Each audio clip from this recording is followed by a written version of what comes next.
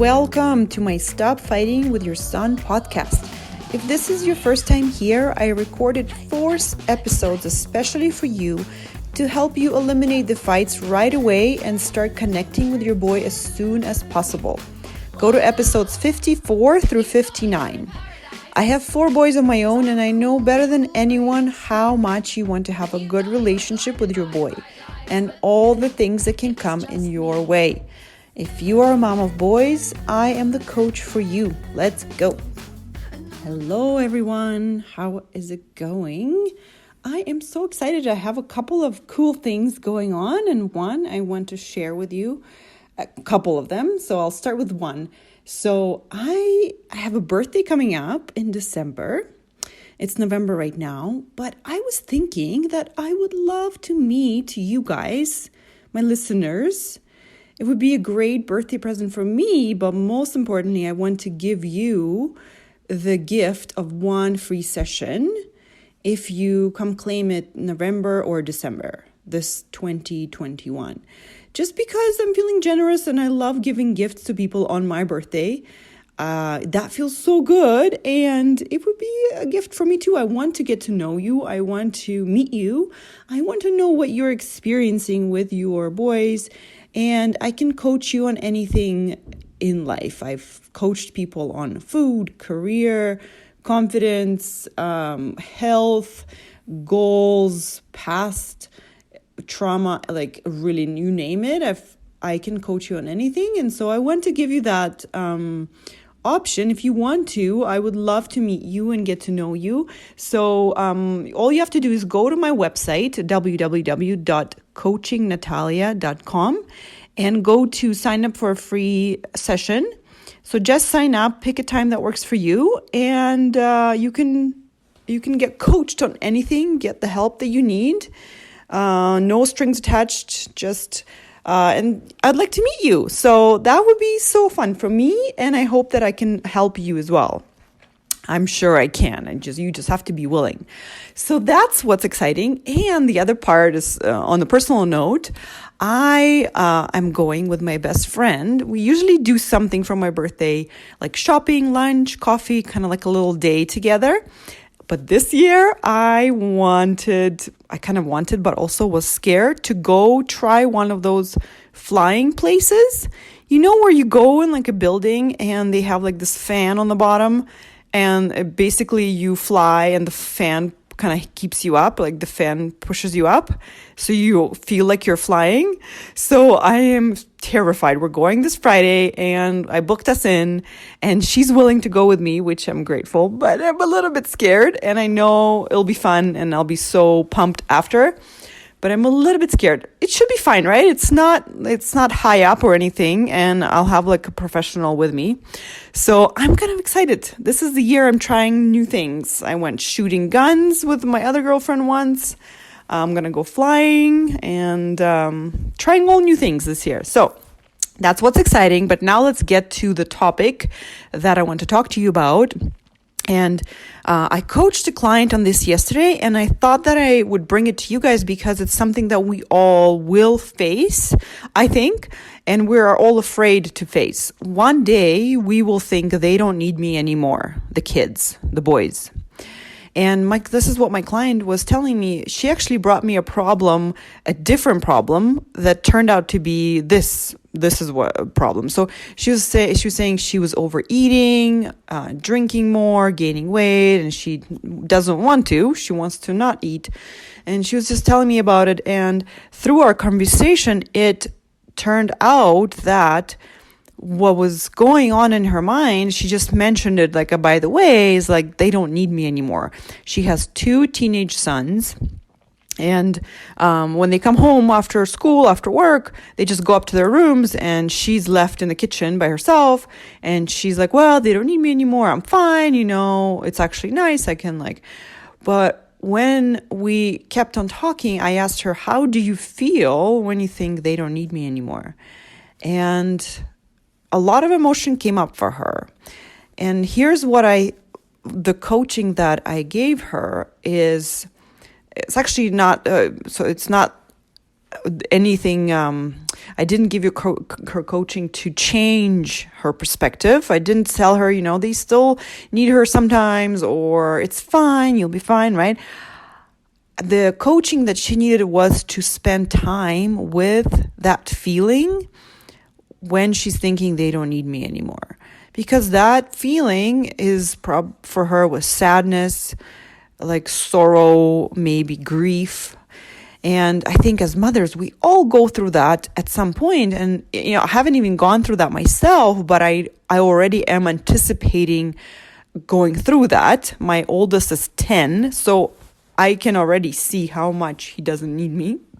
And I don't want to feel sad when I think they don't need me anymore.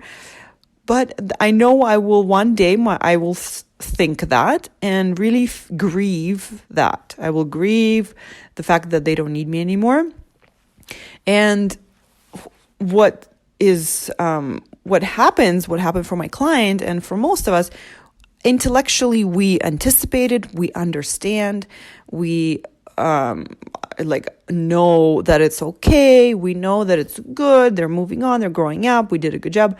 But we don't, so we don't want to spend time feeling sad. We just don't. We want to distract ourselves from that because that's not a truth that feels, by the way, it's not the truth, it's our observation of life, but it feels like true to us. So we don't want to spend time thinking about that because that doesn't feel good, right? We've spent years taking care of them, and then one day we feel like we are not needed anymore. I think that needs a lot of processing. You need to process that sadness. You need to process that upset. Like, just imagine that there's a little girl inside of you, and when she thinks, they don't need me anymore, how does she express it? Like, does she shove it away? Does she pretend it's fine?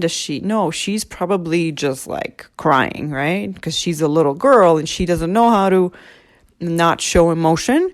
So the coaching that I gave my client is to spend time feeling that and sitting with that thought and experiencing it and like, how does that feel?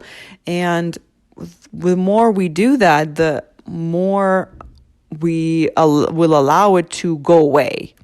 Even though we know that sadness is coming from our thought, okay? So it's coming from that thought that they don't need me anymore. We can still allow that feeling because it is what is going on for us now. It is the truth of what's going on for us now. And it needs to be addressed because if we try to not feel it, we will try to distract ourselves from it, just like my client was eating to distract herself, to think about something else.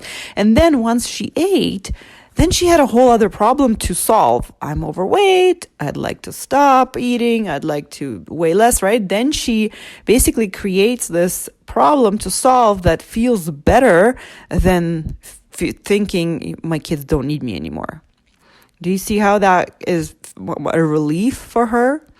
Or drinking, people do, working out, social life, whatever it is that you are doing to escape that.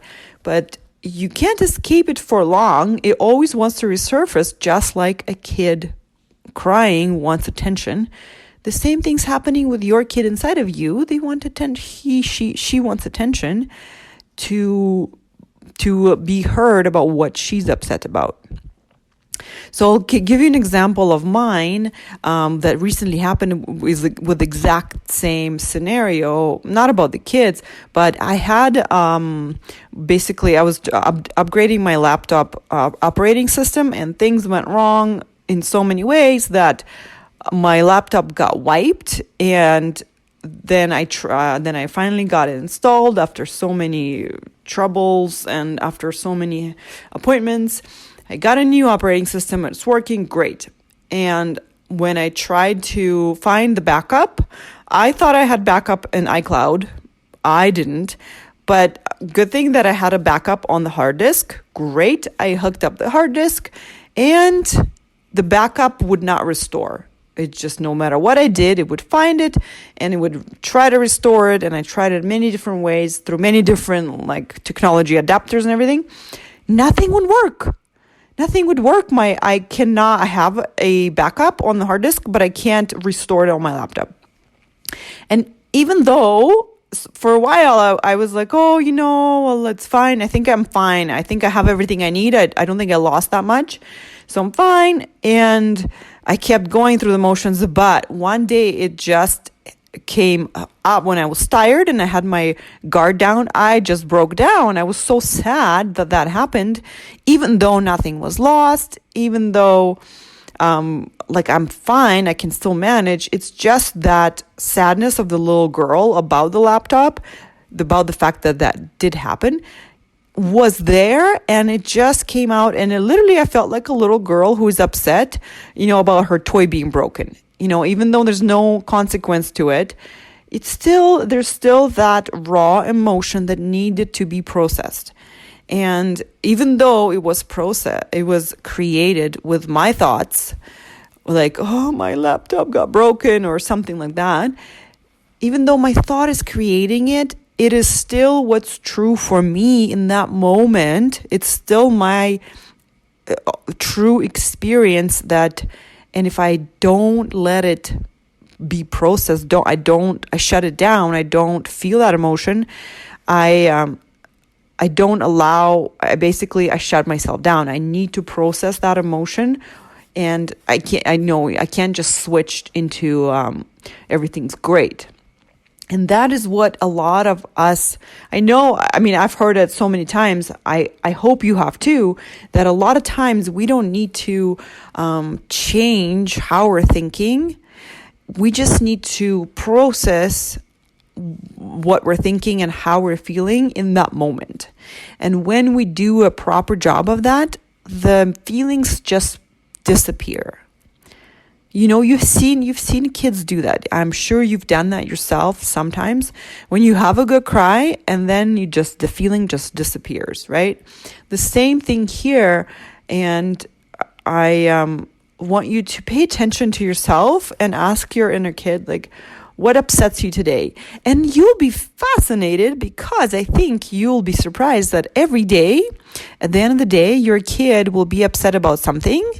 It could be something little, it could be something big, but it will be something a little bit, something a little bit. And if you do that emotional clearing out, then it will feel so good and nurturing to you, like you're taking really good care of yourself. I highly recommend that you ask your little kid, hey, what's up? What's bothering you today? And listen to the answers and just say, oh, okay, I hear you. That sucks. That totally sucks. I'm so sorry that happened to you, right? So that is the coaching that I gave my friend. And you notice how it wasn't anything about the food or the weight loss. It was simply accessing what was actually going on for her. And the food was simply a symptom of her feeling, right? It was a symptom. It was kind of like a little red flag, like, I need attention. Please pay some attention to me.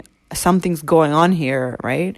And when we looked underneath, we saw that that's what's going on for her. So now the food is not the actual problem that needs to be solved, is her emotional well-being, her emotional state that needs some just comfort and hugging and some time to be spent with. And then she won't have the need to eat, to be distracted. She can just be with her life.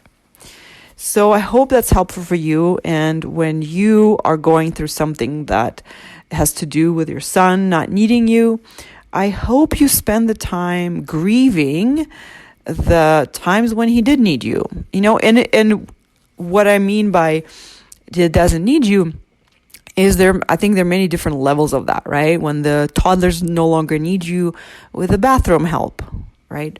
Or when the kids, like teenagers, no longer need you to put them to bed. You can spend time grieving that part, just that part. Or when your, son moves away and doesn't need you to, to cook him meals and give him a home or do his laundry, they can spend time grieving that part. And just different stages of need, right? Because we can always find a way where your boy does need you, right?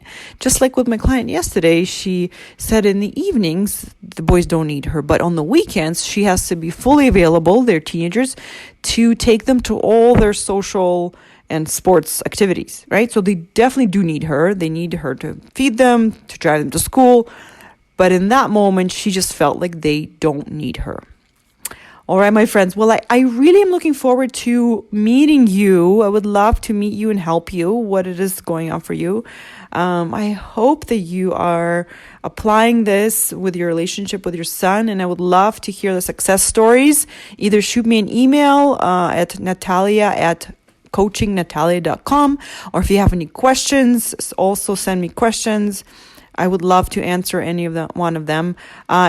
And if you need any help with everything, I'm here for you. I do one-on-one coaching, and the duration of the coaching always depends on the client. Some clients only need a couple sessions, 6 sessions. Some clients like to have my help for months or even a year, depending, we address the relationships, then we can move on to confidence, and we just keep tackling issue by issue. So I'm here for you. I am a coach for all of you moms of boys. That is what's dear to my heart. So come talk to me. I want to meet you. Have a wonderful week, and I'll talk to you next week. Bye.